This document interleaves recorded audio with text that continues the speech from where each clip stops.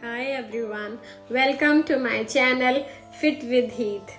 कल मैंने अपने इंस्टाग्राम स्टोरी पे एक पेज डाला था जिसमें मैंने आप सबसे पूछा था कि आपका बॉडी टाइप कौन सा है।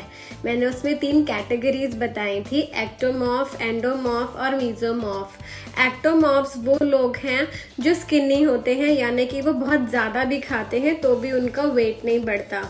एंडोमॉर्फ्स में वो लोग आते हैं जो कम खाते हैं, कंट्रोल करते हैं और उनको ऐसा लगता है कि उन्हें तो पानी भी लग जाता है, यानी उनका वेट बहुत जल्दी बढ़ जाता है कम खाने से भी।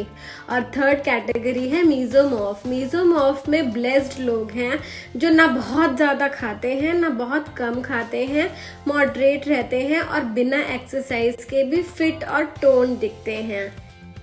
तो मेरे पास जितने भी आंसर्स आए, जितने आप लोगों ने आंसर्स क्लिक करके ऑप्शन चूज़ किया, उसमें एंडोमॉर्फ कैटेगरी सबसे ज़्यादा थी। 90% लोगों ने बोला कि वो एंडोमॉर्फ कैटेगरी से बिलोंग करते हैं, यानी कि वो बहुत कम खाते हैं, फिट होना चाहते हैं, वेट लूज़ करना चाहते हैं, फिर भी कम खाने के बावजूद भी उन्हें ऐसा लगता है कि उनका वेट बहुत बढ़ता जा रहा है।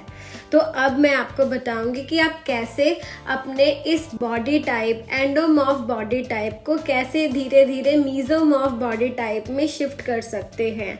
यानी आप ऐसा क्या करें जिससे बिना एक्सरसाइज के भी आप फिट दिखें, टोन दिखें और आपको स्ट्रेस ना रहे कि आप अपने चॉइस के कपड़े नहीं पहन पाते।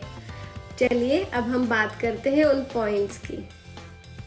पहली बात जो आपको ध्यान रखनी है वो है सबसे मेजर थिंग, पोर्शन कंट्रोल। जैसे आप सब जानते हैं कि हम लोग शादियों में जाते हैं, कहीं पे भी जाते हैं, एक ही थाली में बड़ा सारा खाना परोस लेते हैं और हमें लगता है कि दोबारा हम आएंगे नहीं, मे बी वो चीज़ ख़त्म हो जाएगी या हमें आने में आलस आएगा। तो कभी भी अपनी थाली ठूस के इतनी सारी मत भरिए, अपनी थाली को कम भरिए। आपकी थाली आधी खाली नज़र आनी चाहिए।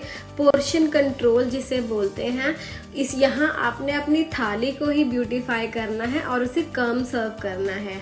खाने की लिमिट नहीं है, अगर आपको भूख लगेगी तो आप और बाद में ले लेना, लेकिन साइंटिफिकली प्रूवन ये है कि जब आप धीरे धीरे उस थाली को फिनिश करोगे तब तक आपको पेट भर जाएगा और दोबारा सर्विंग लेने की ज़रूरत नहीं पड़ेगी। बहुत बार हम सिर्फ इसलिए ज़्यादा खा जाते हैं क्योंकि हमें लगता है कि खाने को वेस्ट नहीं करना। हमें बचपन से हमारी मम्मियाँ ये सिखाती हैं कि खाना मत बचाओ, खाने को वेस्ट मत करो। तो इस चीज़ को हमें अब बड़े होके छोड़ना पड़ेगा और अगर खाना ज़्यादा गलती से सर्व हो गया है तो उसे वेस्ट करना पड़ेगा अगर पतले होना है तो। सेकंड थिंग जो हमें ध्यान रखनी है वो है कार्ब्स। हमारी प्लेट में कार्बोहाइड्रेट्स कितने हों। हमें सिर्फ 40% तक ही कार्बोहाइड्रेट सर्व करने हैं अपनी प्लेट में।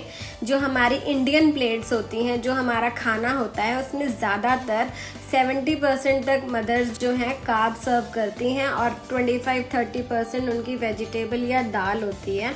हमें इस रेशो को ही चेंज करना है। हमें 40% कार्ब्स को सर्व करना है, 40% हमें प्रोटीन को सर्व करना है और बाकी चीज़ें हमें सैलेड जैसे फाइबर से हम फिल कर सकते हैं।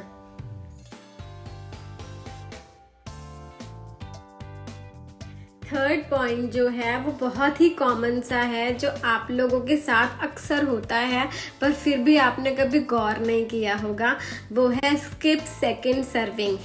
जी हाँ, जब आप खाना खाते हो घर में या बाहर, रेस्टोरेंट में या पार्टी में, ऑफिस में या स्कूल में, कहीं पर भी जब आप खाना खाते हो तो दोबारा सर्विंग के लिए मत जाइए।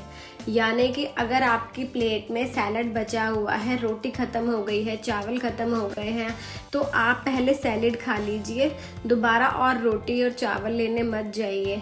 होगा क्या, आपका पेट भर जाएगा, आपको एडिक्वेट फाइबर भी मिलेगा और आपका बॉडी में जब कैलोरीज नेचुरली कम हो जाएंगी तो वेट रिडक्शन दिखाई देगा।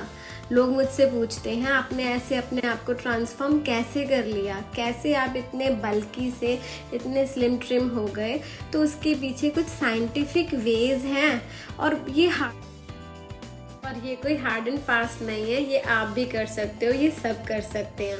अगर मैं कर सकती हूँ तो मुझे लगता है आप सब कर सकते हैं।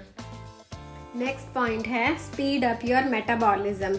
मेटाबॉलिज्म होता है हमारे खाने को एनर्जी में कन्वर्ट करने का प्रोसेस। अगर हमारा मेटाबॉलिज्म बहुत स्लो होगा तो हमारा खाना डाइजेस्ट नहीं होगा और उसके जो न्यूट्रिशन वैल्यूज़ हैं वो हमारे ब्लड में एब्जॉर्ब नहीं हो पाएंगी। तो मेटाबॉलिज्म को कैसे हम बूस्ट कर सकते हैं, इसके बहुत इजी सिंपल सेंस में 2 तरीके मैं आपको बताऊंगी जो बिल्कुल भी मुश्किल नहीं है, जो हर एक आम इंसान अपने घर में बैठा समझ सकता है। पहली है कि आपको ढंग से च्यू करके खाना है, स्लो खाना है, छोटी बाइट्स खानी है। दूसरा है कि आपको अपनी बॉडी को मूव करना है, यानी कि अगर आप अपनी बॉडी को मूव करते हो, वर्कआउट करते हो, वॉक करते हो, कोई भी फिजिकल एक्टिविटी करते हो तो नेचुरली आपका मेटाबॉलिज्म बढ़ेगा। और जैसे जैसे आपका मेटाबॉलिज्म बढ़ेगा आपको जंक फूड खाने से अपने आप ही लगाव कम हो जाएगा। आपको ऐसा लगेगा कि मैं अपनी साफ़ सुथरी बॉडी में जो भी डालूँ वो हाईली न्यूट्रिशियस, हाईली वैल्यूएबल हो। बस इन 3-4 बातों को आप ध्यान में रखकर आप अपने बॉडी टाइप को चेंज कर सकते हो, अपना फैट रिडक्शन कर सकते हो, वेट लूज़ कर सकते हो, बॉडी को शेप और टोन बना सकते हो। लेकिन आपको कंसिस्टेंट रहना होगा।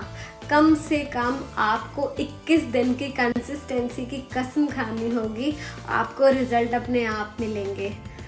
Bye bye guys, thank you for watching fit with Heath.